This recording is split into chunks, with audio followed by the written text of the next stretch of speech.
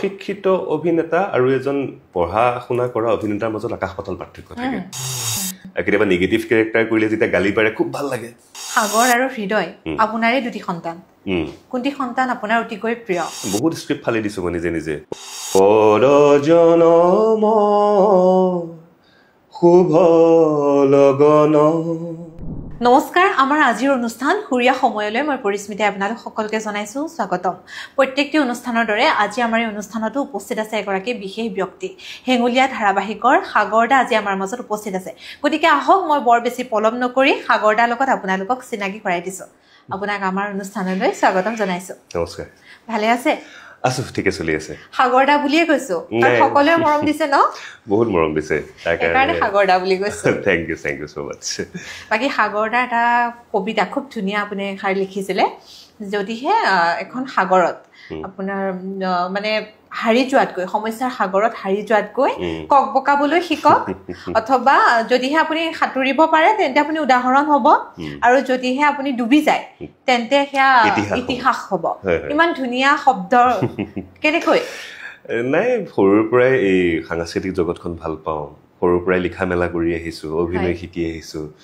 গতিকে তেনেকে যেতিয়া চিন্তা কৰি থকা যায় এনেকুৱা কিছুমান ভাব আহে আৰু মনলৈ আৰু সেইবোৰকে এতিয়া প্ৰকাশ কৰিবলৈ এটা মাধ্যম পাইছো এয়া আমাৰ টেলিভিছন চেনেল বিলাকৰ যিবোৰ সিৰিয়েল চলি থাকে আৰু ফেচবুকটো আছে সেই তেনেকুৱাকে চলি আছো আৰু কৈ পেলাই ভাল লাগে লেখা মেলাবোৰ কেতিয়াৰ পৰা আৰম্ভ কৰিছিলে লেখা মেলাবোৰ ক'ব লগা হ'লে মই 2007 পৰা মোৰ ষ্টাৰ্ট হৈছিলে নাটক লিখিছিলো তেতিয়া একেলগে অভিনয়টো কৰি গৈ আছিলো গৈ 2011-12 চনত আৰু বেছিকে ইনভলভ হলো তাত ডিগ্ৰী কমপ্লিট কৰাৰ পিছত আৰু তাৰ পিছত যেতিয়া মোৰ গুৰুসকলক লগ পালো বিশেষকৈ তৰুণ তালুকদাৰ ছাৰ জাগিৰোডৰ তেখেতে আচলতে মোক অ আ ক খ বেলেগে শিকালে কিন্তু আচল দীক্ষাখিনি তেওঁ মোক দিলে গতিকে তৰুণ তালুকদাৰ ছাৰে এক্টিং মানে যিখিনি আটাইতকৈ বেছি প্ৰয়োজনীয় এক্টিঙত কি প্ৰয়োজনীয় বা লিখাৰ কাৰণে আমাক কি উপাদানৰ প্ৰয়োজনীয় বা কিমান ধুনীয়াকৈ সংলাপ লিখিব পাৰিলে দৰ্শকৰ মনত সাঁচ বহুৱাব পৰা যায় তেওঁৰ পৰাই শিকি কৰি আজিলৈকে এনেকৈ চলি আছো আৰু বাস্তৱ পৃথিৱীখনতকৈ কল্পনাৰ পৃথিৱীখন বহুত বেছি ধুনীয়া হয়নে হয় কল্পনাৰ পৃথিৱীখন বহুত ধুনীয়া কল্পনাৰ পৃথিৱীখনত মানে আমি অবাস্তৱ কিছুমান বস্তুকো আমি কাষত পাবলৈ পাৰো আৰু কল্পনাৰ পৃথিৱীখনত আমি দুখবোৰক আঁতৰাই সুখৰ অনুভৱবোৰৰ সৈতে খেলি থাকিবলৈ পাৰো কল্পনাৰ পৃথিৱীখন বহুত ধুনীয়া আৰু আমি যি বস্তু স্পৰ্শ কৰিব নোৱাৰো কল্পনাৰ মাজেৰে সেয়া অনুভৱ কৰি খুব ধুনীয়াকৈ আমি স্পৰ্শ কৰিব পাৰো হয়নে নহয় বাৰু নিশ্চিতভাৱে মানুহৰ বহুতৰে এনেকুৱা থাকে আমি কলেজীয়া দিনতো পাইছো যে প্ৰেম ভাৱ বহুত লগৰ বন্ধু বান্ধৱীৰ হয় এনেকুৱাও হ'ব পাৰে তেওঁ কেতিয়াও প্ৰেমখিনি প্ৰকাশ কৰিব নোৱাৰে কিন্তু কল্পনাতে সেই প্ৰেয়সীজনীৰ লগত থাকি তেওঁৰ লগত কথা পাতি সেই যিটো অনুভৱ মানে আচলতে তাতেই মানে সেই মানে কল্পনাবোৰ কিমান ষ্ট্ৰং হ'ব পৰা যায় তাৰ পৰাই গম পোৱা যায় আৰু মধুৰ কল্পনাবোৰক কলমত শব্দৰে খুব ধুনীয়াকৈ গাঁথনি কৰি দৰ্শকৰ মাজলৈ যেতিয়া লৈ যোৱা যায় দৰ্শকে যেতিয়া আঁকোৱালি লয় তেতিয়া কেনেধৰণৰ অনুভৱ হয় তেতিয়া খুব ভাল লাগে মানে বিশেষকৈ দৰ্শকসকলেই হৈছে আমাৰ ভগৱান যদি দৰ্শকে যদি আমাক নাচায় দৰ্শকে যদি আমাক মৰম নিদিয়ে তেনেহ'লে আমি একো নহয় যে আৰু যিমান দূৰ মই আগবাঢ়িম কেৱল দৰ্শকৰ কাৰণেই দৰ্শকৰ সাহসৰ কাৰণেই আগবাঢ়িব লাগিব আৰু দ্বিতীয়তে সেই কেতিয়াও এনেকুৱা কৰিব নালাগে যিকেইজন দৰ্শকে ইমানখিনি মৰম দিছে তাৰ মৰমৰ মূল্যটো আমি দিবলৈ শিকিবই লাগিব সেইকাৰণত মই প্ৰত্যেকটো দৃশ্যতে এইটো কথাই চিন্তা কৰোঁ বা যেতিয়া মই অভিনয় কৰি থাকোঁ এই কথাটোৱে মই চিন্তা কৰি থাকোঁ যে সকলো আপোনালোকৰ বাবে গতিকে আপোনালোকে এনেদৰে মৰম দি থাকিব ভালবোৰক আপোনালোকে আশীৰ্বাদ কৰিব বেয়াবোৰ শুধৰাই যাব ভাল লাগে চিত্ৰনাট্য আৰু সংলাপৰ মাজেৰে এটা কাহিনী বাস্তৱ ৰূপ দিয়াটো কিমান কঠিন আৰম্ভণিতে কঠিন আছিলে কাৰণ দৰ্শকৰ মানে মনোগ্ৰাহী হ'ব লাগিব কিন্তু লাহে লাহে বুজি পোৱা হ'লো কিছু ক্ষেত্ৰত এতিয়াও বহুত শিকিবলৈ বাকী আছে মোৰ খুব বেছি 12খনমান চিৰিয়েলহে মই লিখিছোঁ গতিকে আৰু বহুত শিকিবলৈ বাকী আছে কিন্তু সম্ভৱ ভগৱানেও সহায় কৰিছে কাৰণে আজি লাষ্ট 5-6খন চিৰিয়েল মানে অত্যন্ত ভাল ৰেছপন্স দৰ্শকৰ ফালৰ পৰা বা টিআৰপিৰ ক্ষেত্ৰতো যথেষ্ট ভাল এইখনৰ আগত গুণগুণখনো মানে খুব ভাল টিআৰপি আছিলে বা অম্ৰপালিখনো খুব ভাল টিআৰপি আছিলে গতিকে মানে সেইটোৱে কষ্ট কৰি যাব লাগে সদায় নতুন নতুন শিকাৰ চিন্তাটো কৰি যাব লাগে যে আৰু মই কিমান সোমাবলৈ পাৰোঁ তেওঁলোকৰ মাজত সোমাবলৈ মই আৰু কি কষ্ট কৰিব লাগিব যিমান কষ্ট কৰি যাম সিমানে চাগে ফল পাম এতিয়া আৰু হেঙুলীয়া ধাৰাবাহিকৰ সাগৰ চৰিত্ৰ আপুনি লিখিছে চৰিত্ৰটো বেছি ভাল পালে কাৰণে নিজে লৈ ল'লে নি বাৰু নাই আমাৰ চেনেলবোৰত আমাৰ তেনেকে এইটো ৰেঙনিত ৰাজেশ ভূঞা দা চেনেল হেড আৰু শাহিন আজমি বা তেখেত ক্ৰিয়েটিভ হেড তেওঁলোক আৰু আমাৰ পৰিচালকো থাকে ইনু বৰুৱা বাইদেউ তেওঁলোকে আচলতে গোটেই বস্তুটো চেৰি কৰে কৰাৰ পিছত যে কোনটো কেৰেক্টাৰত কি হ'ব মেইনলি ৰাজেশ দা আৰু শাহিন বাই কৰে গোটেইখিনি কৰাৰ পিছত মোকে সুধিলে যে হেৰি অলপ আৰ্ট কৰিব জানানে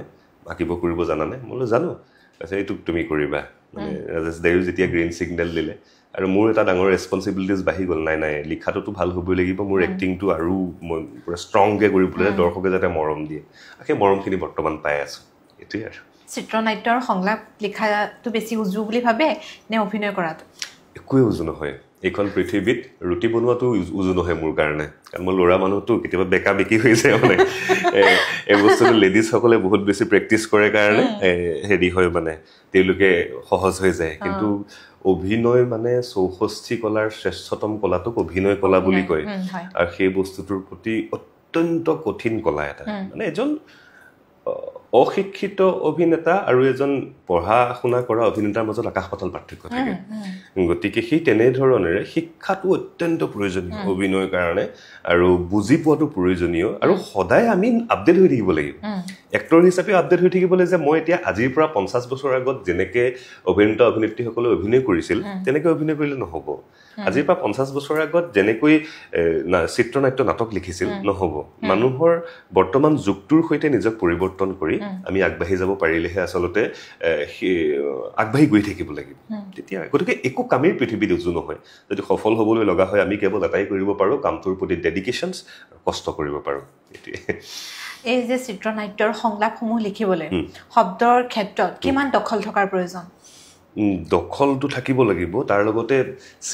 নাটকত হোৱাকে আমি কেতিয়াবা আৰু অকণমান সাহিত্য ব্যৱহাৰ কৰিব পৰা যায় কিন্তু ইয়াত বহুত বেছি সাহিত্য ব্যৱহাৰ কৰিব পৰা নাযায় গতিকে আমি এইটো চিন্তা কৰিব লাগিব যে ৰিয়েলিষ্টিক শব্দবোৰ ব্যৱহাৰ কৰিব লাগিব মই যদি কওঁ যে লাইক সূৰ্যৰ ৰশ্মিৰ দৰে আভা বা পোহৰৰ সমান ভাল পাওঁ সেইটো নাটকত মানে মঞ্চত হ'ব কিন্তু ইয়াত কি মই তোমাক ভাল পাওঁ কিমান ভাল পাওঁ মই নিজেও নাজানো আৰু এনেকৈ মই তোমাক ভাল পাই থাকিম যেতিয়ালৈকে মোৰ জীৱন থাকে তেতিয়ালৈকে মই তোমাক ভাল পাই থাকিম এইটো অলপ উজু কৰি পেলাই সেই কেলকুলেশ্যনছটো জানিব লাগিব মানে তেনেকুৱাই আৰু যেতিয়া আপুনি প্ৰথম কোনখন ধাৰাবাহিক লিখিছে প্ৰথম মোক প্ৰবাল খাউণ্ডাই মাতিছিলে তাৰ আগলৈকে মই শ্বৰ্ট ফিল্মছ এণ্ড নাটক লিখি আছিলোঁ প্ৰবাল দাই ৰাজবোৱাৰী বুলি এখন ধাৰাবাহিক ৰং চেনেলত বাজিছিলে সেইখন ধাৰাবাহিকত মোক প্ৰথম প্ৰবাল খাউণ্ডাই কৈছিল যে তুমি পাৰিবা কষ্ট কৰা তাৰ লগতে প্ৰদীপ নিশিত দা আছিলে প্ৰদীপ নিশিত দায়ো মোক অত্যন্ত মানে সহায় কৰিছিলে অত্যন্ত সাহস দিছিলে আচলতে গডফাদাৰে মোৰ প্ৰদীপ নিশিত দা ইয়ালৈ বেক কৰা প্ৰথম জাৰ্ণিটো মই অকলে আহিছিলোঁ কিন্তু ভ্ৰাম্যমান থিয়েটাৰৰ পৰা অহাৰ পিছত মোক বেক কৰাইছিল প্ৰদীপ দাই গতিকে প্ৰবাল দাৰ ৰাজবোৱাৰী ধাৰাবাহিকখনে হৈছে মোৰ জীৱনত লিখা প্ৰথম ধাৰাবাহিক ভ্ৰাম্যমানৰ যি যাত্ৰা সেই যাত্ৰা সম্পৰ্কে অকণমান জানিব বিচাৰিম খুব সুন্দৰ যাত্ৰা আমি 3খন নাটক লৈ আমি যাওঁ যোৱাৰ পাছত দৰ্শকসকল ইয়াত মানে কি হয় ইয়াত ডাইলগখিনি মাতিলোঁ মাতাৰ পিছত এডিটিং হ'ল ডাবিং হ'ল তাৰপিছত দৰ্শকৰ তাত পৰিলে আমি লাইভ হেৰিটো নাপাওঁ মানে ৰিয়েকশ্যনছটো নাপাওঁ এনে ভ্ৰাম্যমান থিয়েটাৰত একদম লাইভ আৰু আছোঁ ডাইলগটো জাষ্ট থ্ৰক ভাল পালে দালি বজালে বেয়া পালে গালি পাৰিলে কেতিয়াবা নিগেটিভ কেৰেক্টাৰ কৰিলে যেতিয়া গালি পাৰে খুব ভাল লাগে যে ইয়েছ মই ছাকচেছ হৈছোঁ মঞ্চটো কিন্তু মঞ্চই মঞ্চৰ স্থান কোনো চিৰিয়েলে বা কোনো চিনেমাই ল'ব নোৱাৰে গতিকে মঞ্চ খুব ভাল লাগে শদিয়াৰ পৰা দুবুৰীলৈ যেতিয়া আমি ঘূৰি ফুৰোঁ বিভিন্ন মানুহৰ ঘৰত থাকোঁ কেতিয়াবা এনেকুৱা মানুহৰ ঘৰত আছোঁ যি দুখীয়া কিন্তু কি কৰিব আমাৰ হাঁহটোকে যেন মাৰি পেলাই খুৱাওঁ মানে কেতিয়াবা বহুত এনেকুৱা মানুহো লগ পাইছোঁ যি নেকি আহিছে বহিছে আৰু এই টাইপৰো থাকে গতিকে এই মিশ্ৰিত এটা অভিজ্ঞতা কিন্তু মঞ্চখনত অভিনয় কৰি 2-3টা বছৰ মই অত্যন্ত ভাল লাগিলে মানে ক'বলৈ গ'লে এতিয়া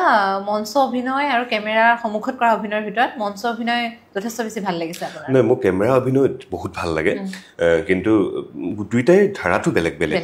গতিকে মঞ্চ অভিনয় এটা সুকীয়া ধাৰা আছে কেমেৰা অভিনয় এটা সুকীয়া ধাৰা আছে গতিকে দুইটা ধাৰাই মোৰ ভাল লাগে কিন্তু যেহেতু ইনষ্টেন্ট ৰিয়েকশ্যনটো দৰ্শকৰ লগতে পোৱা যায় গতিকে সেই মঞ্চত আপুনি ভাল কৰিছে বেয়া কৰিছে 1 ছেকেণ্ডত গম পোৱা যায় মানে কিন্তু কেমেৰাত আমাক কিছু সময় লাগে আজিকালি ডিজিটেল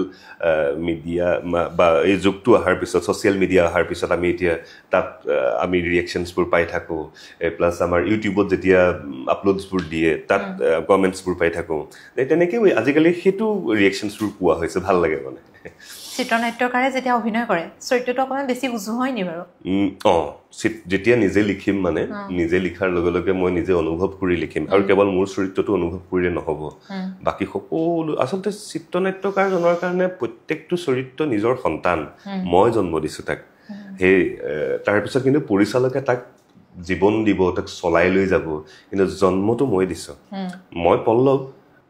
মোক মোৰ মায়ে জন্ম দিছে কিন্তু সাগৰক মই জন্ম দিছোঁ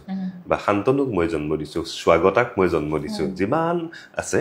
চৰিত্ৰবোৰ মই জন্ম দিয়া গতিকে অকল মোৰ চৰিত্ৰটো বুলিয়ে নহয় প্ৰত্যেকটো চৰিত্ৰকে অত্যন্ত মৰম কৰোঁ মই সেনেকৈ সাগৰ আৰু হৃদয় আপোনাৰে দুটি সন্তান কোনটি সন্তান আপোনাৰ অতিকৈ প্ৰিয় দুইটাই আপুনি যদি কয় যে গোলাপৰ পাহিটো ভাল লাগে নে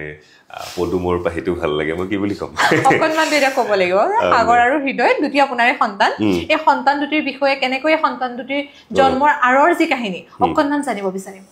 আঁৰৰ কাহিনী সাগৰ কাহিনীটোতো সাগৰৰ চৰিত্ৰটো মই 2-3জন মানুহক দেখিছিলোঁ আচলতে বাস্তৱ জীৱনতো নাম ক'বলৈ নোৱাৰোঁ মোৰ বন্ধু এজন এনেকুৱা আছিলে যে মানে কি অকণমান ইণ্ট্ৰভাৰ্ট হৈ থাকে আৰু লিখা আঁকা মেলাত হেৰি কৰে আৰু তেখেত আছিলে মাহীমাকৰ সন্তান আছিলে মানে গতিকে তেওঁৰ দৰ্শনটো মই লৈ বুলি কৈছিলোঁ যে তোৰ কেৰেক্টাৰটো এদিন নহয় এদিন মই প্লে' কৰাম এদিন তেতিয়া হৃদয়ৰ জৰিয়তে সমাজক এটা ডাঙৰ মেছেজ দিবলৈ বিচাৰোঁ মই মানে প্ৰেম মানে প্ৰেমিকো এনেকুৱা হ'ব লাগে যিয়ে নেকি এটা সময়ত বহুত মানে ড্ৰিংকছ কৰিছিল কিবা কৰিছিল চৰিত্ৰটোৱে কিন্তু এবাৰ প্ৰেমত পৰাৰ পিছত প্ৰেমৰ পজিটিভ কথাবিলাকে তাক সেই ড্ৰিংকছ চিংছৰ পৰা আঁতৰাই নতুন মানুহ এজনক সজালে গতিকে প্ৰেমৰো সেই তেনেকুৱাই কিছুমানে কয় প্ৰেমে ধ্বংস কৰে মই কওঁ যে কেৱল ধ্বংসই নহয় বহুত সৃষ্টিও কৰে তেনেকুৱা চিত্ৰনাট্যকাৰ হিচাপে বৰ্তমান সময়ত এটা পৰিয়াল চলাবলৈ এখন ঘৰ চলাবলৈ বা এজন চিত্ৰনাট্যকাৰৰ বা এজন অভিনেতাৰ ভৱিষ্যত জীৱন আপুনি সুৰক্ষিত বুলি ভাবেনে সেইটো মোৰ দক্ষতাৰ ওপৰত নিৰ্ভৰ কৰিব যদিহে মই দক্ষ হয় যদিহে মই যদি সদায় কষ্ট কৰি যাওঁ সদায় যদি মই আপডেট হৈ যাওঁ তেনেহ'লে ঘৰ চলোৱা নহয় বহুত ধুনীয়াকৈ ঘৰ এখন চলাবলৈ পৰা যায় কিন্তু যদি মই কোনোবা জেগাত যদি মই আউটডেটেড হৈ যাওঁ ক'ৰবাত যদি এইখিনিৰ মাজতে সীমাবদ্ধ হৈ যায় মই জানিলোঁ মোৰ আৰু শিকিবলগীয়া একো নাই মই এইখিনি লৈ মোৰ জীৱনটো চলি যাম তেতিয়া মই ফেইলিয়ৰ হৈ যাম তেতিয়া ঘৰ চলোৱাকেই ঘৰলৈ চাউল এমুঠি আনাৰো মোৰ কাৰণে কষ্ট হৈ পৰিব অভিনেতা ক্ষেত্ৰতে হওক এজন অভিনেতা হিচাপেই হওক চিত্ৰনাট্যকাৰ হিচাপেই হওক আপোনালোকৰ জবটোতেই হওক প্ৰত্যেকটো কথাতে আমি আপডেট হৈ থাকিব লাগিব মই সেইটোৱে শিকিছোঁ সময়ত আৰু এটা বস্তু সফল হ'বলৈ খুব বেছি ভাল অভিনেতা বা খুব বেছি ভাল চিত্ৰনাট্যকাৰ নহ'লেও হ'ল কিন্তু অভিনেতা হিচাপে সময়ৰ মূল্যটো বুজিব লাগিব যে যিমান সময়ত দিছে মাতিছে সেই সময়ত উপস্থিত হোৱাটো আৰু দ্বিতীয়তে মানে কি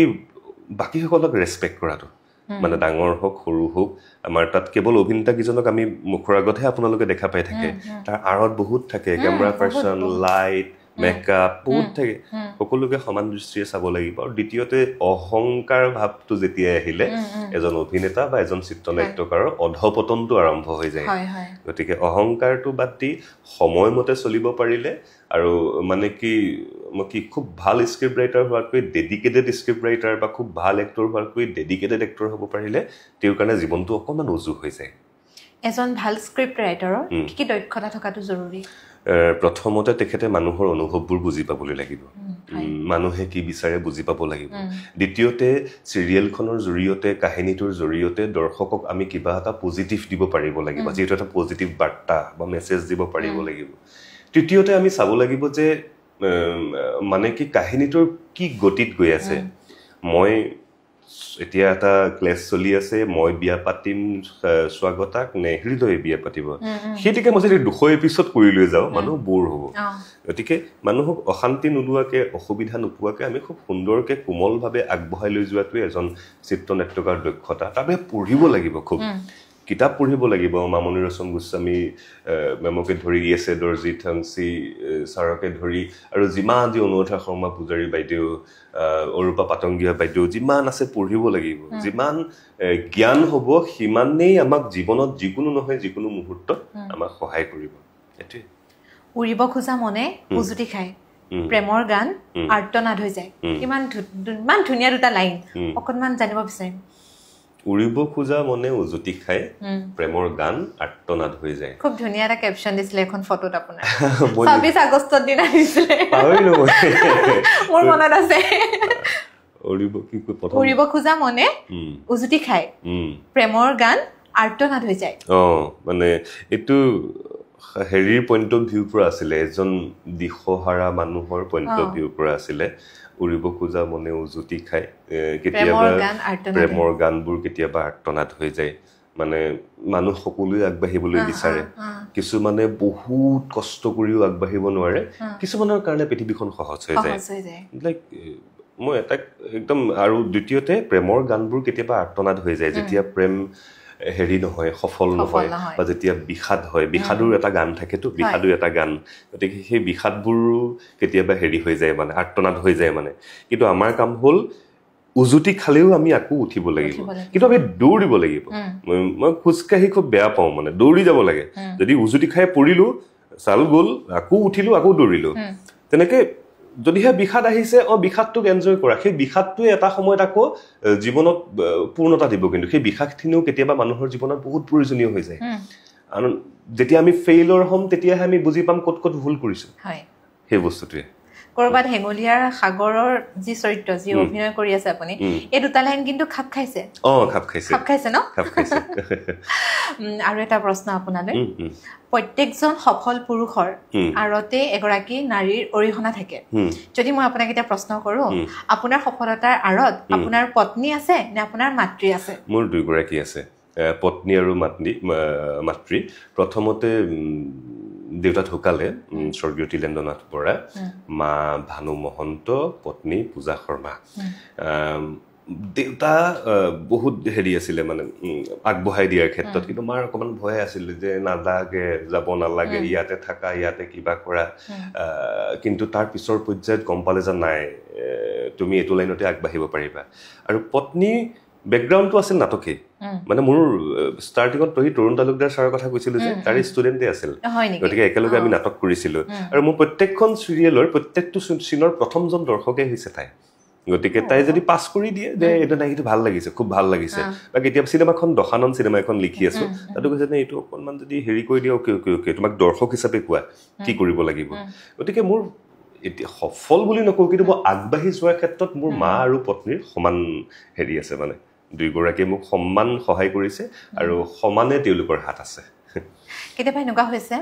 চিত্ৰনাট্য সংলাপ সকলো প্ৰস্তুত হৈ গ'ল কিন্তু তাৰ মাজতে এনেকুৱা লাগিছে যে নাই অকণমান সলনি কৰিবলগীয়াৰ প্ৰয়োজন আছিলে এনেকুৱা কেতিয়াবা হৈছে নে বহুত স্ক্ৰিপ্ট ফালি দিছো মই নিজে লাষ্টত কেতিয়াবা এইটো ভাল লগা নাই ফালি দিওঁ কাৰণ মোক দেখা পাই দেখো দৰ্শকখিনিকহে এইটো কি লিখিলো মই এইটো চোন ৱৰ্ক কৰা নাই ভাল লগা নাই মানুহে ভাল নাপাব নাই নকৰোঁ এটা সলনি মোৰ সময়টো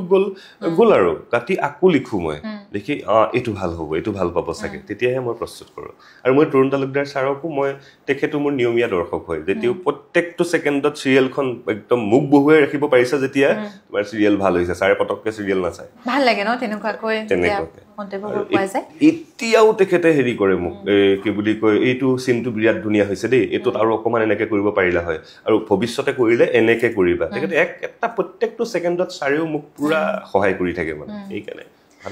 ছ'চিয়েল মিডিয়াত প্ৰায়ে পাই থাকো আনকি হেঙুলীয়া ধাৰাবাহিকতো মই পাৱে পৰিহৰিৰ কথা নকওঁ বাৰু ইয়াৰ পিছত পাতিম খুব সুন্দৰ গানো গায় আপুনি নাই ইমান নহয় গুণগুণাই দিলে ভাল লাগিব আমাৰ এই অনুষ্ঠানটোৰ নাম যে মই সুৰীয়া সময় ৰাখিছো অকণমান গান নাগালেতো সুৰীয়া নহ'ব কথাবোৰেতো সুৰীয়া কৰিছে কিন্তু অকণমান গুণগুণাই দিলে যে সময়টো সঁচাকৈ আৰু সুৰীয়া হ'ব অকণমান ঠিক আছে মই সেই কালজয়ী গীতটোৰে কিছু গুণগুণাম যিটো কালজয়ী গীতক আজি বিকৃত কৰিবলৈ কৰিশ্মা নাথত লাগি গৈছে ৰাভা সংগীত যাক আমি কি কওঁ আৰু সংগীত গীত গান নহয় কিন্তু জুবিনৰ গান জুবিনদাৰ গান পাপনদাৰ গান সেইবোৰ গীত আছে তো আজি হস্তীয়া জনপ্ৰিয়তা বিচাৰি আজি সেই পৰজনমৰ শুভ লগনৰ সেই গীতটো বিকৃত ৰূপ দিছে মই ধিক্কাৰ দিছো ইয়াৰ ফালৰ পৰা আগতে যি কৰিছে মই হেৰি কৰা নাই কিন্তু এতিয়া মই অত্যন্ত বেয়া পাইছো সেই বস্তু গতিকে সেই পৰজনমৰ শুভ লগনৰ গীতটোৱে অকণমান আওৰাবলৈ যত্ন কৰিছো পৰজনম শুভ লগন যদিহে আমাৰ হয় দেখা পুৰাবানে প্ৰিয়ে এই জনম মোৰ হিয়া অপূৰ্ণ আশা পৰজনম শুভ লগন ধন্যবাদ সুন্দৰকৈ গাইছে নাই এতিয়া প্ৰেক্টিচ নাই আগতে গান শিকিছিলো এতিয়া নাই এনে গুণগুণাই থাকো আৰু হেঙুলীয়াতটো মাজে মাজে খুব সুন্দৰকৈ একদম গানৰ আড্ডা বৰ ধুনীয়াকৈ হয় ভাল লাগে ন সকলো একদম পৰিয়ালৰ নিচিনা মিনুবাই ভাল গায় আমাৰ হিমাদ্ৰীবাই ভাল গায় মোকো ভাল গোৱা বুলি কৈ যদি মই নাভাবো গোটেই আৰু সংগীতা দেউৰী আছে তাতে সংগীতা খুব ধুনীয়া গায় লগ পালে মানে এইবোৰে চলে সকলো এটা পৰিয়ালৰ আটাইকেইজনে পৰিয়ালৰ সদস্য যিহেতু মানে ৰেঙনি এটা এনেকুৱা চেনেল তাত মানে কেৱল এখন চিৰিয়েলৰ মানুহখিনিয়ে পৰিয়াল নহয় যিমান চিৰিয়েল আছে চব মিলি ৰাজেশ দে আমাক এনেকৈ ৰাখিছে মানে গোটেইবিলাকক আমি এটা পৰিয়াল হৈ ৰাখিছে মন গ'লে বেহাৰবাৰীত পোষ্ট কাষত শ্বুটিং হৈ আছে তাত গ'লো তেওঁলোকৰ লগত সেই আড্ডা চাড্ডা কথা বতৰাবিলাক পাতিছো ইফালে বোলে তলত বেলেগ চাকনুৰাৰ শ্বুটিং হৈ আছে সেই ডাইৰেক্টৰৰ লগতে বহিলো ধেমালি কৰিলো আমাক গোটেই গিখন চিৰিয়েল যিকেইখন তাত ইনহাউচ চলি আছে গোটেইখিনি মিলিয়ে আমি এটা পৰিয়াল মানে অত্যন্ত মৰম আৰু বান্ধোনৰ মাজত থাকো আমাৰ মাজত জেদ নাথাকে যে এখন টিআৰপি বাহিল কিবা বাহিল নহয় আমাৰ কথা হ'ল প্ৰত্যেকটো চেনেলৰ প্ৰত্যেকখন চিৰিয়েলে ভাল ভাল টিআৰপিত থাকিব লাগে যাতে ভৱিষ্যতলৈ আৰু ভাল হয় এড আৰু পায় আৰু মানে চেনেলবিলাকে ৰাইজ কৰক সেইটোৱে প্ৰত্যেকটো চেনেল এইটোৱে বিচাৰো প্ৰথম কোনখন ধাৰাবাহিকত আপুনি অভিনয় কৰিছে এইটো 2011 চনলৈ উভতি যাব লাগিব মাষ্টাৰ ডিগ্ৰী কৰিবৰ কাৰণে যেতিয়া ইয়ালৈ আহিছিলো তেতিয়া ধাৰাবাহিকত তেতিয়া কেছ ডায়েৰী না সৰি ডায়েল 100 বুলি DY 365ত এটা এখন হৈছিলে তাত মই পুলিচৰ চৰিত্ৰত অভিনয় কৰিছিলো সেইখনে মোৰ প্ৰথম আছিল আৰু তাৰ পিছৰ পৰা মানে কি হয় ইয়াত সময় দিবলৈ পৰা নাছিলো নাটকহে লাগে আৰু নাটক মৰিগাঁৱত পুৰা কম্পিটিশ্যন ওৱান এক কম্পিটিশ্যনত যাওঁ তত যাওঁ মাজে মাজে সময় থাকোঁতে কৰি থাকোঁতে মই দেখিলোঁ যে কম্পিটিশ্যন লাষ্টত গৈ 7 টাইম নেশ্যনেল বেষ্ট এক্টৰ হ'লো তাৰপিছত মানে থিয়েটাৰে বিচৰা হ'ল তাৰ আগতে 2-এখন চিৰিয়েল কৰি থিয়েটাৰত গুচি গ'লো থিয়েটাৰত গৈ থাকি তাৰপাছত যেতিয়া মোৰ দেউতা ঢুকালে বাইদেউ ঢুকালে সেইকাৰণে মই আকৌ আহি পেলাই তাৰপিছৰ পৰাহে আচলতে 2018 চনৰ পৰাহে মই পুৰা কনষ্টেণ্টলি মই ইয়াত লাগি আছো থিয়েটাৰত এবছৰ আছে 2 বছৰ থাকিল 2 বছৰ আছে কোনখন থিয়েটাৰত কোহিনুৰ থিয়েটাৰ আছে কোহিনুৰতে দুইটা বছৰ তাৰ পিছৰ বছৰ কোহিনুৰ থিয়েটাৰতে হৈছিলে কিন্তু মানে এই ঘৰুৱা কিছু প্ৰব্লেমৰ কাৰণে আৰু তপন লহকৰ খুব মৰম কৰে মোক তেখেতেও বুজি পালে যে ই আৰু এই বছৰ যাব নোৱাৰিব তাৰপিছত মাতিছে তাৰপিছত কোভিড আহিলে তাৰপিছত সেই তেতিয়াৰ পৰাই আৰু লাগি চিৰিয়েল এতিয়া ভাল লাগে আৰু চিৰিয়েল চিনেমা সপোন মধুৰ বাস্তৱ গধুৰ হয় না কোৰ পৰা উলিয়াই আছে আপুনি ঠিকে আছে নে নাই বাৰু নাই ভাল হৈছে সুধিব পাৰিছে নাই আপুনি কওক না সপোন মধুৰ বাস্তৱ গধুৰ কি ক'ব বিচাৰিব সপোনতে কিছুমান বস্তু একদম সহজ হৈ যায় মই কেতিয়াবা সপোনত ইয়াত আছো মই এনেকুৱাকৈ ভাবিব পাৰোঁ যে আজ তাকত মই ইণ্টাৰভিউ দি আছো ক'ৰবাত আছো মই আজি বলিউডত লাইক বৰ্তমান শ্ৰদ্ধা কাপুৰ এগেইনষ্টত মই শ্বট দি আছো এইটো সপোন বাস্তৱটো হৈছে মই ৰাতিপুৱা শুই উঠি আহিছো আহি গৈ পেলাই মই শ্বুটিঙত ইয়াত আহিছো আহি মই ইয়াত 2টামান শ্বট কৰি পেলাই ঘৰত গুচি গৈছো এইটো বাস্তৱ গতিকে বাস্তৱৰ যিখিনি বাস্তৱে আমাক বহুত কথা শিকায় যে কেনেকৈ আগবাঢ়িব লাগিব আৰু এইখিনিহে পাইছাহি তুমি আৰু কষ্ট কৰিব লাগিব তেতিয়াহে তুমি আগবাঢ়িবা গতিকে বাস্তৱটো সদায় গধুৰ মানে এই বাস্তৱৰ ডাঙৰ শিল জাতীয় বুজা এটা আমাৰ ডিঙিত যেতিয়ালৈকে থাকিব তেতিয়ালৈকে আমি আগবাঢ়ি যোৱাত আমাৰ কাৰণে সহায় হয় মানে আচলতে সেই শিলটোৱে পিছফালৰ পৰা পুছহে কৰে আমাক ৰখাই নিদিয়ে সেইকাৰণে গধুৰ বাস্তৱ মৰমে মৰমক জীয়াই ৰাখে পৰিয়ালে সাহস দিয়ে সঁচানে আপোনাৰ ব্যক্তিগত জীৱনত এনেকুৱা হৈছেনে যে মৰমে মৰমক জীয়াই ৰাখিছে পৰিয়ালে সাহস দিছে য'ত আপুনি আগবাঢ়ি যাব পাৰিছে কাৰণ কম পৰিধয়ে মানুহক সুখী কৰিব পাৰে কিন্তু সেই মানুহখিনিৰ পৰা আপুনি কিমান সফল হ'ব পাৰিছে মৰমে মৰমক জীয়াই ৰাখে কিন্তু মোৰ জীৱনত এনেকুৱাও ঘটিছে যে মৰমৰ প্ৰতিদান নাপালেও মই সেই মানে মৰমৰ যদি প্ৰতিদানখিনিও যদি নাপাওঁ তথাপি জীয়াই থকাৰ প্ৰেৰণা পাওঁ এতিয়া মানুহেহে দিব মই যদি মৰম দিছো মই যদি মাক মৰম দিছো বা মাক বাৰু মৰম নিদিলেও মায়ে মৰম দি থাকিব বাকী পত্নী হওক বন্ধু হওক ইমান যি আছে আৰু কিন্তু প্ৰকৃতিক যদি মই মৰম দিছো ফুলক যদি মই মৰম দিছো ইন ৰিটাৰ্ণত কিন্তু মোক সুগন্ধখিনি দিব কিন্তু সুগন্ধ থকা ফুলটোনো কি দিব তেওঁ বিউটিটো আমাক দিব কেতিয়াবা মৰমৰ মানে ৰিপ্লাইটো নাপাবলৈ পাৰে কিন্তু আমি কেতিয়াবা সেই বস্তুবোৰ দেখি পেলাই আমি সুখী হৈ থাকিবলৈ পাৰো মানে গতিকে প্ৰতিদানত মই বিশ্বাস কৰাতকৈ মই ত্যাগত বেছিকে বিশ্বাস কৰো মানে এনেকুৱা নহয় যে মই যেনেকৈ বিহেভ কৰিছো তেওঁ মোক মানে তেওঁ মোৰ লগত যেটো বিহেভ কৰিছে মইতো সেইটো বিহেভ কৰিব লাগিব বুলি কথা নাই বা মই তেওঁক সন্মান কৰিলে তেওঁ মোক সন্মান কৰিব লাগিব বুলি কথা নাই বস্তুটো হ'ল কি মই নিজৰ জীৱনটোৰ ক্ষেত্ৰত মই আগবাঢ়ি গৈছো আগবাঢ়ি যোৱাৰ ক্ষেত্ৰত যিখিনি উপাদান লাগে তাক মই আগবাঢ়ি যাম বিশ্বাসঘাতকতাই কেতিয়াবা আপোনাৰ হৃদয় ভাঙিছে নেকি মোৰ ভাঙিছে মোৰ এবাৰে অৱশ্যে কিন্তু 2010 চনৰ পৰা 13 চনত এটা এবাৰে হৈছিলে যেটো প্ৰথম প্ৰেম আছিলে গতিকে বিশ্বাসঘাতক আছিলে গতিকে বিশ্বাসঘাতক 2013 চনত এই বিশ্বাসখিনি ভাঙিলে কিন্তু বহুত বেছি ধন্যবাদ দিওঁ মই এতিয়া তেওঁ নোযোৱা হৈ মোৰ জীৱনৰ শ্ৰেষ্ঠ নাৰীজনী অহাৰ বাটটো মুকলাই থৈ নগ'ল হৈ মানে গতিকে তেওঁ মোক ধৰি বান্ধি ৰখা হয় মই জীৱনটোক নতুনভাৱে আগবাঢ়ি যাব নোৱাৰিলো হয় মানে গতিকে আজি সেই নাৰীগৰাকী মোক বিশ্বাসঘাতকতা কৰাৰ কাৰণে আজি পল্লৱ প্লাৱন মই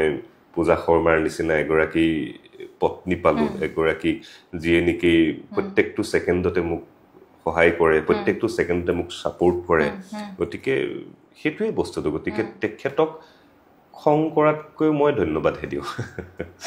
মোৰ নিজৰে লেখাৰ দুটা লাইন মই অকণমান আপোনাৰ পৰা জানিব বিচাৰিম যদিও মই লিখিছো মানুহে পূৰ্ণিমাৰ অপেক্ষাটো কেইবাটাও অমানিশা কেতিয়াবা পাৰ কৰিবলগীয়া হয় ভাল দিনৰ অপেক্ষাটো বহু বেয়া সময় পাৰ হৈ যায় খুব সুন্দৰ মানে যিসকল অসফল হৈছে তেওঁলোক মূৰ্খ নহয় কিন্তু কেতিয়াবা লাক ফেক্টৰটো আমাক কেতিয়াবা প্ৰয়োজন হৈ যায় সকলোৱে পূৰ্ণিমা পাবলৈ সেই লাকটো নাথাকে কিছুমানৰ মানে বেয়াও লাগে মই জীৱনত এনেকুৱা কিছুমান অভিনেতাও পাইছো বা এতিয়াও মেছেজ দাদা মইতো কিনো বেয়া কৰো এটা কেৰেক্টাৰ আপুনি দিবচোন বাৰু এই তেনেকুৱাকে পূৰ্ণিমাটো সঁচাই কিন্তু এটা কথা মই অত্যন্ত বিশ্বাস কৰো যে প্ৰতিটো মানে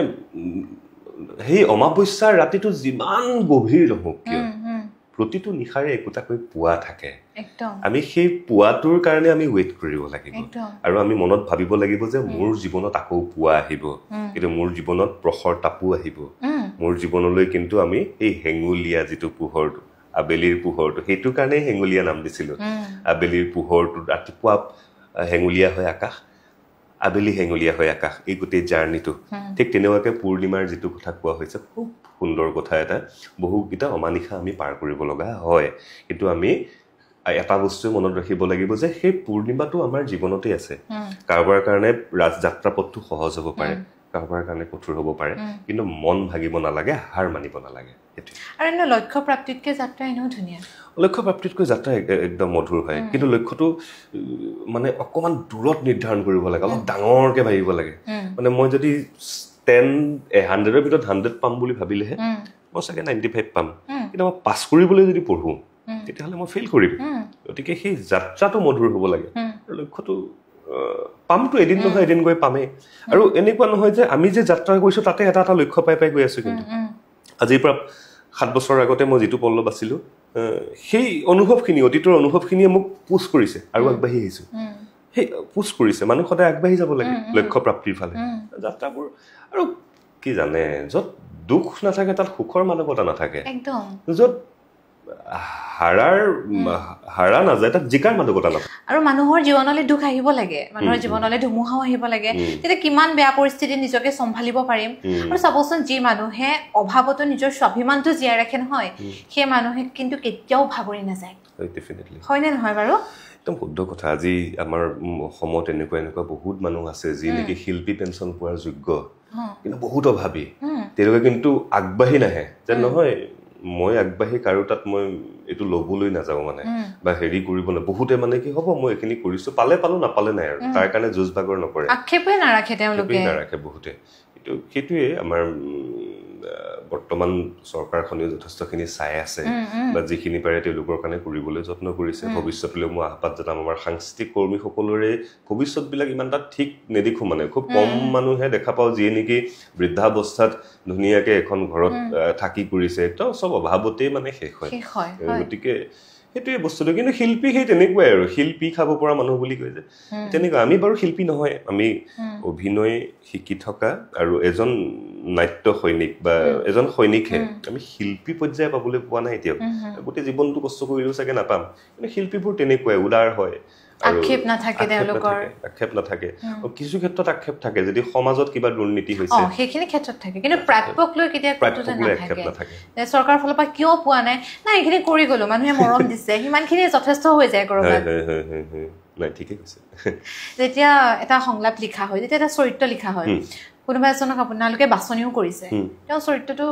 সঠিকভাৱে কৰি আছে, কিন্তু সুন্দৰকৈ সজাব পৰা নাই। এনেকুৱা হৈছেনে যে নাই, ঠিক হোৱা নাই, কিন্তু উলিয়াইও পঠিয়াব পৰা নাই, তেনেকুৱা দুমোজাৰ এটা অৱস্থাৰ সৃষ্টি হৈছে নে কেতিয়াবা? বহুতবাৰ এইবোৰ দুমোজা পাইছো। আমাৰ কেতিয়াবা কিছুমান চৰিত্ৰ নিজে ভবা যায়, খুব ধুনীয়াকে লিখা যায়, পিছত দেখা পাওঁ এক্টৰজনে একোৱে কৰিব নোৱাৰিলে, কিন্তু এতিয়াতো কেৰেক্টাৰটোত সোমাই গ'ল, আৰু 2-3 দিন সোমাই যোৱাৰ পিছত এতিয়া পুৰণাখিনিটো কাট কৰিবও পৰা নাযায়। গতিকে তেতিয়া মানে অত্যন্ত অশান্তিত ভোগা যায়, মানে কি কৰিলো। আৰু ছেকেণ্ডলি কিছু অভিনেত্ৰী আছে মানে যিবিলাক মানে কিছু নহয়, একদম ন্যূনতম 1-2গৰাকী আছে যিয়ে সময়ৰ মূল্য বুজি নাপায়, আৰু যিয়ে নেকি নাই দেই মই কাইলৈৰ পৰা নকৰো আৰু চিৰিয়েলখনেই নকৰো, বা মোক ইমান একমাহ মোক মই বেলেগ কামত ব্যস্ত থাকিম, 2-3 দিনহে পাৰিম। এটা স্ক্ৰিপ্ট ৰাইটাৰজনে কি কৰিব তেতিয়া? তেওঁতো যদি হিৰোইন হৈ তাক উলিয়াই দিবও নোৱাৰো, একো কৰিবও নোৱাৰো, তাৰ মাজতে মিলাই কৰি সেই তেতিয়া মূৰৰ কামোৰণি হৈ যায়। এইটো এটা হেৰি হয়, মানে এইটো একদম প্ৰচণ্ড ধুমুহা এজাক ৰাইটিংটো। মানে মাজে মাজে এই ধুমুহাবোৰ আহিয়ে থাকে। কাইলৈ বোলে কেতিয়াবা হেৰিও হয়, কোনোবা এজন এক্টৰ বোলে নাই বহুত গা বেয়া, এই 4 দিন নোৱাৰিবই, অলপ কি কৰা কৰি দিয়া তুমি। আৰু এইবিলাকোতো ভুগিছো। কেতিয়াবা এনেকুৱা পাইছো এক্টিং কৰি থকা অৱস্থাত সন্তানটোৱে ঢুকাই থাকিলে, তেওঁ কি কৰিব, তেওঁ কেনেকে এক্টিং কৰিব, যাবলৈ বাধ্য। সেই কেৰেক্টাৰটো মই কেনেকে কি কৰিম, কি মেলিম, এইবিলাক বহুত দুমোজাত পৰা যায়। সেইকাৰণে কেতিয়াবা যে ছাডেন ডেথ কিছুমান দেখুৱাই দিয়া যায় যে, এইবিলাকো কাৰণ হয়। ইয়াৰ মাজতে কথা এটা কওঁ, আপোনাক যে পল্লৱ দা বুলি মাতিবলৈ মনেই যোৱা নাই, সাগৰ দা বুলি মাতিব মন গৈছে। সাগৰৰ দৰে গভীৰ ন, ইমান ধুনীয়া ধুনীয়া কথাবোৰো লিখে, সেইকাৰণে মানে পল্লৱ দা বুলি মই সেইকাৰণে চিনাকি কৰাই দিওঁতে পল্লৱ দা বুলি কোৱাই নাই, সাগৰ দা বুলিয়ে কৈছো। নাই, সেইটো আচলতে মোৰে সফলতা, কাৰণ সাগৰ চৰিত্ৰটো মানুহে যিহেতু ভাল পাইছে, আপুনি এজন যিহেতু দৰ্শক হয়, আপোনাৰ মা দৰ্শক। এইখিনিতে মই মাক ক'ব লাগিব, মায়ে কৈ আছিলে মোক, কৈছিলে হেঙুলীয়ালে যাবা নেকি? মই কৈছো যাম, যিহেতু মই ইয়াত থাকো। চিৰিয়েল সঁচা কথা ক'ব গ'লে সদায় চোৱা নহয়, কেতিয়াবা চাওঁ। মাক মই সুধিছো, মা হেঙুলীয়া এনেকে সাগৰ আছে, মায়ে মোক কৈছে পল্লৱ বা তুমিয়ে জানাচোন চব। হয় নেকি? ঠিক আছে কৰিবা, সুধিবাচোন কি হবগে। মই নাই, মই নুসুধো, ইয়াৰ কাৰণে তুমি চাব লাগিব ধাৰাবাহিকখন। ভালেই কৰিছো ন,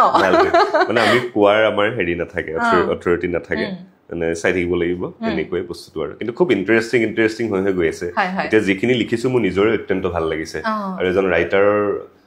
প্ৰথম নিজৰ ভাল লগাটো ডাঙৰ কথা।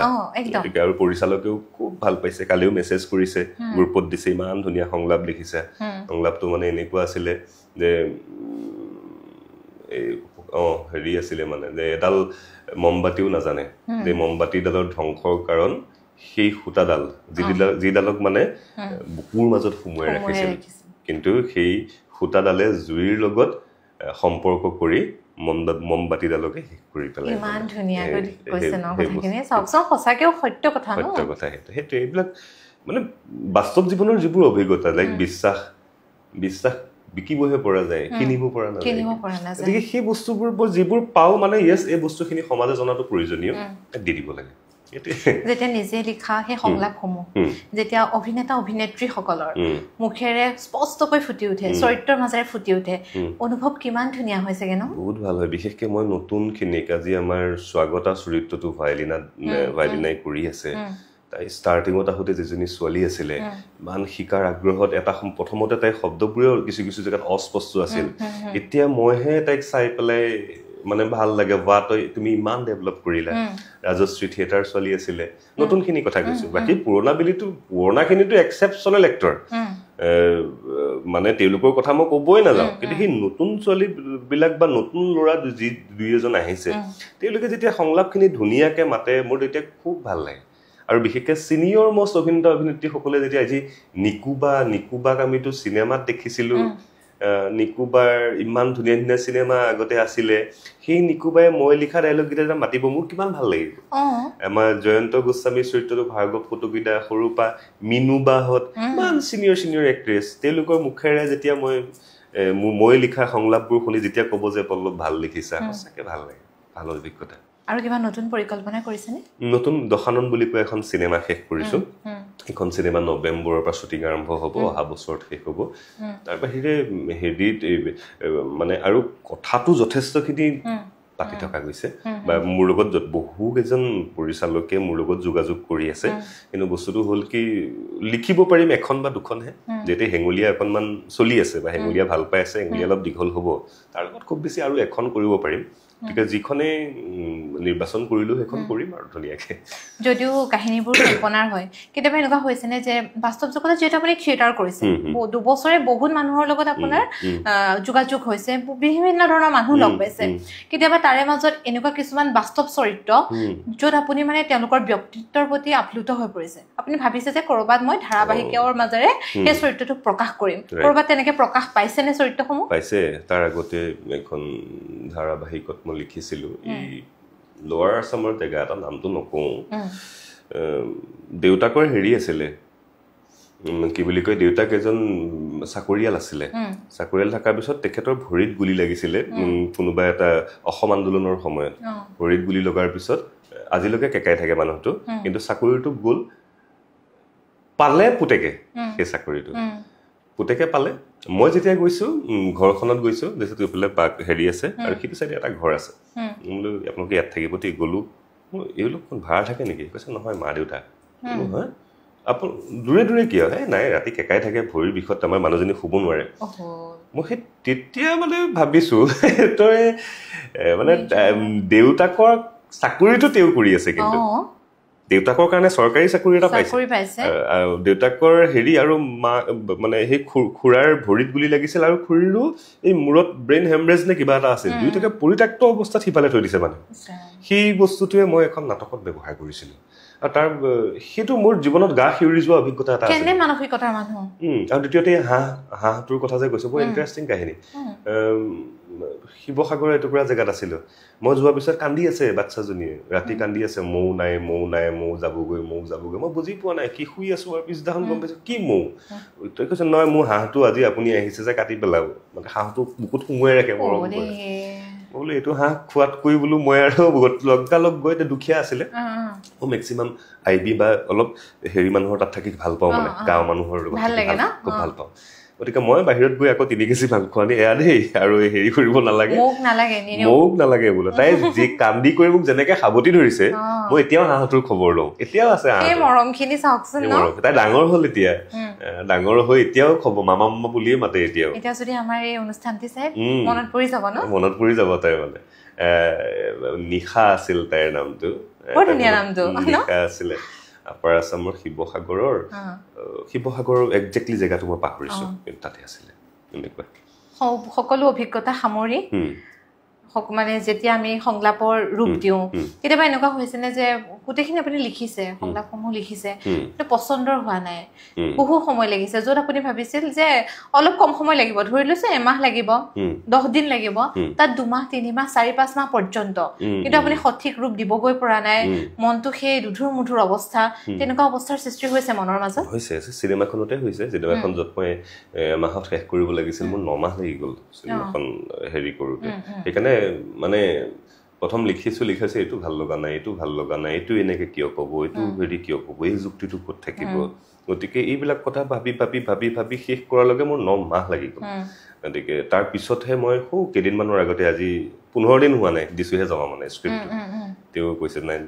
খুব ভাল পাইছে স্ক্ৰিপ্টটো তেওঁলোকে মোৰ সেইকাৰণে সময় দিয়াৰ কাৰণে আপুনি ভাল পাইছে যদি লগতে দৌৰাদৌৰিকে আপোনাৰ কথা মতে দৌৰাদৌৰিকে দিয়া হয় আপুনি ভাল নাপালে হয় পিছত তেওঁ অলপ কৈছে যে এইটো এনেকুৱা কৰিলেও ভাল লাগিব নেকি আকৌ সেইখিনি ঠিক ঠাক কৰি মই দি দিছো আমাৰ এই অনুষ্ঠানৰ পৰা দশাননলৈ শুভেচ্ছা জনাইছো ধন্যবাদ বহুত ধন্যবাদ সকলোৱে আদৰি ল'ব বহুত বেছি মৰম দিব ইমান কষ্ট হয় নাই আৰু এনেও চাবচোন যেতিয়া বহুত বেছি কষ্ট কৰা যায় ৰাইজে যেতিয়া আদৰি লয় মৰম দিয়ে সেয়াই যথেষ্ট নহয় জানো ৰাইজৰ মৰমটো বহুত প্ৰয়োজনীয় বস্তু প্ৰত্যেকটোতে ভাওনা কৰিলেও যদি দৰ্শক নাথাকে ভাওনানো কেনেকে কৰিম ভাল নালাগে নাটকত যদি দৰ্শক নাথাকে কেনেকে কৰিম চিৰিয়েলত যদি শ্ৰোতা নাথাকে মই কেনেকে কৰিম গতিকে সেইটোৱে বস্তুটো দৰ্শকেই সকলো আমাৰ কাৰণে মানে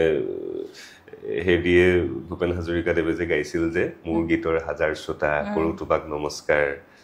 মোৰ সভাত প্ৰধান অলংকাৰ বুলি যিটো হেৰি কৰিছিলে গতিকে সেইটোৱে দৰ্শকে আমাৰ কাৰণে সকলো কেতিয়াবা এনেকুৱা চৰিত্ৰ কৰিবলৈ মন আছেনে পুৰা উগ্ৰ যেনেকে কৰিছে অত্যন্ত গালি দিছে এইটো ধাৰাবাহিক আকাশী গংগাত এতিয়াও যদি ইউটিউবত চাই তাত মানে 200 কমেণ্ট আহিব গোটেই 200টা মোকে গালি মানে এতিয়াও 236 8 9 এই এপিসোডছবোৰ এতিয়াও ইউটিউবত এভেইলেবল আছে আপুনি যদি চাই মানে এনেকুৱা অভদ্ৰ পুলিচ অসভ্য পুলিচ কৈ বেয়া মানুহ পৃথিৱীত হ'ব নোৱাৰে ইয়াক উলিয়াই দিয়ে ইয়াক মাৰি পেলাই ইয়াক দেখিব মন নাযায় ইয়াক লগ পালে মোক ঘুচিয়াই দাঁত ভাগি দিম মানে একদম মোক ঘিণ কৰে কিছুমানতো থু বুলি লিখি দিয়ে মানে কিন্তু সেয়া সফলতা আশীৰ্বাদ সেইটোত ইমান ভাল পাইছে এতিয়া আকৌ দিলে কয় আপুনি যে আপোনাক দেখিব মন নাযাইছিল সাগৰ চৰিত্ৰ এতিয়াও লিখে ইছৰাম হেৰি পুলিচজন যে আপোনাক দেখিব মন নাযাইছিল এতিয়াও কৈ থাকে মোক আকাশী গংগা পুলিচৰ কিন্তু সাংঘাতিক চৰিত্ৰ আছিলে ইয়াত একদম মানে লম্পট একদম হেৰি টকা পইচা মানে ঘুষখোৰ বিষয়া এজন মানে আৰু একদম সদায় বেয়া মানুহৰ লগত থাকে মানে খুব ধুনীয়া চৰিত্ৰ আছিল সেইটো খুব ভাল পাইছিলো কৰি কিন্তু মানুহে নিবিচাৰে জানা মানে এই সাগৰ জাতীয় বিদ্যুৎ জাতীয় চৰিত্ৰবিলাকক মানুহে মোক খুব ভাল পায় বা মৰম দিয়ে মানুহে নিবিচাৰে কৈছে আপুনি এতিয়াও মোৰ মানে মেছেজ ভৰি আছে মানে প্লিজ আপুনি এনেকুৱা চৰিত্ৰ নকৰিব না আপোনাক একদম কিবা লাগি যায় বোলে বেয়া পাইছে নেকি কৰোঁতে কৈছে নাই অত্যন্ত ভাল হৈছে কিন্তু এই সাগৰ বিদ্যুৎ বা নয়ন এই জাতীয় চৰিত্ৰবিলাকে বিচাৰো মানে আমাৰ এই অনুষ্ঠানলৈ আহিলে ইমান ধুনীয়াকৈ প্ৰশ্নবোৰৰ উত্তৰ দিলে আমাৰ সময়খিনিও ফুৰিয়া কৰিলে আপোনাক বহুত বহুত ধন্যবাদ না আপোনালোককো ধন্যবাদ আপোনালোকৰ জৰিয়তে গোটেই চেনেলটোক ধন্যবাদ তাৰ লগতে এটাই আশা কৰিম সততাৰে এটা কাম কৰিবলৈ আগবাঢ়িছে নতুন হৈ আছে এনেদৰেই ভাল ভাল কাম কৰি আগবাঢ়ি গ'লে দৰ্শকৰ মনত এটা গভীৰ সাঁচ বহুৱালে নিজৰো উন্নতি চেনেলটোৰ উন্নতি আৰু ৰাইজক আমি এটা ইতিবাচক বাৰ্তা দিয়াটো উন্নতি হ'ব বুলি আশা কৰিছোঁ আৰু মোক ইয়ালৈ এনেকৈ মাতি আনি দুটা কথা কোৱাৰ সুযোগ দিয়াৰ বাবে আপোনাকো বহুত ধন্যবাদ আকৌ লগ পাম দেই সাগৰদা চিয়ৰ থেংক ইউ আমাৰ আজিৰ অনুষ্ঠানৰ পৰা মই পৰিস্মিতাই বিদায় লৈছোঁ পুনৰ আন এক অনুষ্ঠানত লগ পোৱাৰ প্ৰতিশ্ৰুতিৰে ধন্যবাদ নমস্কাৰ